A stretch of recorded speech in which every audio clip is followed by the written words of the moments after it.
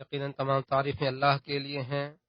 ہم اس کی تعریف کرتے ہیں اور اس سے مدد چاہتے ہیں اور اس سے مغفرت طلب کرتے ہیں، اور ہم اللہ تعالیٰ سے اپنے نفسوں کی برائیوں سے پناہ چاہتے ہیں اور اپنے برے اعمال سے پناہ چاہتے ہیں۔ اللہ جسے ہدایت دے دے اسے کوئی گمراہ نہیں کر سکتا، اور وہ جسے گمراہ کر دے اسے کوئی ہدایت نہیں دے سکتا۔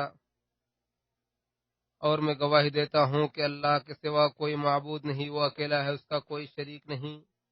اور میں گواہی دیتا ہوں کہ محمد صلی اللہ علیہ وسلم اس کے بندے اور رسول ہیں۔ درود و سلام نازل ہو آپ پر اور آپ کے آل و اصحاب پر۔ اے وہ لوگوں جو ایمان لائے ہو، اللہ سے ڈرو جیسا کہ اس سے ڈرنے کا حق ہے، اور تمہیں موت نہ آئے مگر اس حال میں کہ تم مسلمان ہو۔ اے وہ لوگوں جو ایمان لائے ہو، اے لوگو اللہ سے ڈرو جس نے تمہیں ایک نفس سے پیدا کیا،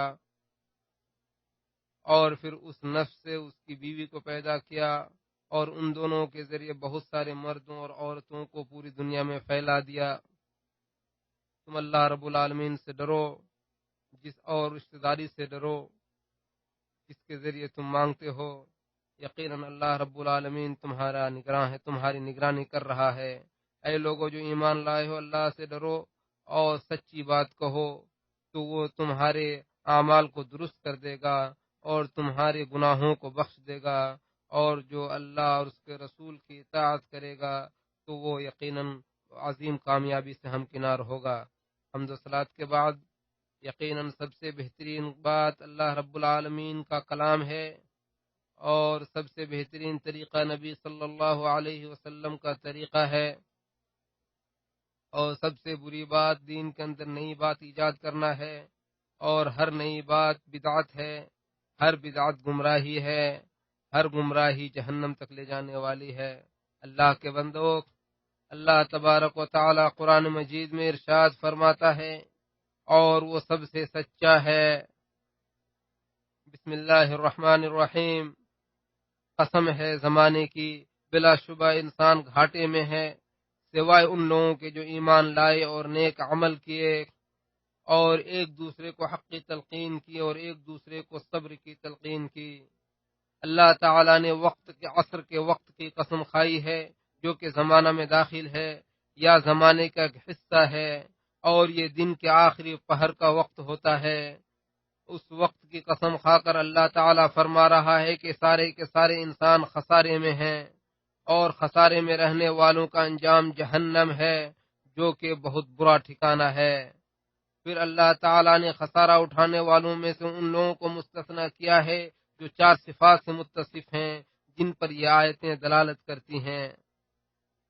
پہلی صفت کا ذکر کرتے ہوئے اللہ تعالیٰ فرماتا ہے الا الذین آمنوا، یعنی سوائے ان لوگوں کے جو ایمان لائے، اور ایمان اپنی بنیاد اور کمال کے لحاظ سے علم کے ذریعے ہی ممکن ہے۔ دوسری صفت کے بارے میں اللہ تعالیٰ فرماتا ہے وعملوا الصالحات، اور نیک عمل کیے، یعنی عمل صالح ایسے عمل کو کہتے ہیں جو خالص اللہ کے لیے کیا جائے اور نبی صلی اللہ علیہ وسلم کے طریقے کے مطابق انجام دیا جائے۔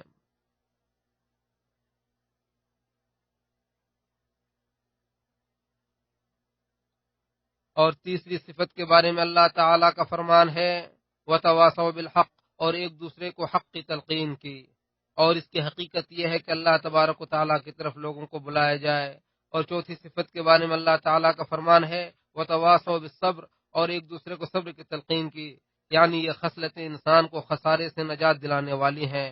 چنانچہ جو شخص اللہ کو رب مان کر، اسلام کو دین مان کر، اور محمد صلی اللہ علیہ وسلم کو نبی اور رسول مان کر راضی ہو جائے، اللہ سے محبت کے وسائل کو جان لے، اللہ کی وحی کا مطلب سمجھ جائے، اللہ کے لیے نیک اعمال کرے، شرک اور بدعت کی قباحتوں سے دور رہے، تو گویا اس نے اپنے آپ کو نفع بخش علم اور عمل صالح کے ذریعے مکمل کر لیا۔ اب جس حق کو اس نے اپنایا ہے، دوسروں کو اس کی تلقین کرے، اور قبر میں اللہ کی معرفت، رسول کی معرفت اور دین کی معرفت سے متعلق جو سوالات ہوں گے، ان کے بارے میں لوگوں کو وصیت اور تلقین کرے۔ اور کتاب و سنت کے دلائل اور صحابہ و تابعین اور ائمہ مہدیین سے منقول آثار کی روشنی میں ان کے بارے میں معرفت حاصل کرے۔ پھر عمل کرنے اور سیکھنے سکھانے کے اعتبار سے ایمان، عمل صالح اور دعوت اللہ پر جمے رہے اور نبوی طریقے پر چلنے کی وجہ سے پیش آنے والی پریشانیوں پر صبر کرے۔ اگر اس نے ایسا کر لیا تو زمانے کے رب کی قسم وہ شخص کامیاب ہو گیا۔ اس بابرکت صورت کے مختصر ہونے کے باوجود اس میں نجات اور کامیابی کے سارے نسخے بیان کر دیے گئے ہیں۔ یہی وجہ ہے کہ امام ابو عبداللہ شافعی رحمہ اللہ اس صورت کے بارے میں فرماتے ہیں کہ اگر اللہ تعالیٰ صرف اس صورت کے علاوہ اپنی مخلوق پر کوئی دوسری حجت اور دلیل نازل نہیں فرماتا تب بھی ان کے لیے کافی تھا، یعنی صرف یہ صورت ان پر حجت قائم کرنے کے لیے کافی تھا کہ اللہ تعالیٰ کے شرعی احکام کی بجاوری ان پر واجب ہے، لہذا وہ اللہ کے خبروں کی تصدیق کریں، اس کے اوامر کی اتباع کریں، اس کی منع کردہ چیزوں سے اجتناب کریں اور اللہ تعالیٰ جسے حلال کر دے اسے حلال ہونے کا اعتقاد رکھیں۔ اللہ تعالیٰ ہمارے اور آپ کے لیے قرآن کو بابرکت بنائے اور اس کی آیتوں اور نصیحانہ حکمتوں سے حکیمانہ نصیحتوں سے استفادہ کی توفیق عطا فرمائے۔ میں یہ بات کہتے ہوئے اللہ رب العالمین سے مغفرت طلب کرتا ہوں، آپ بھی ان سے مغفرت طلب کریں، یقیناً وہ بخشنے والا اور رحم کرنے والا ہے۔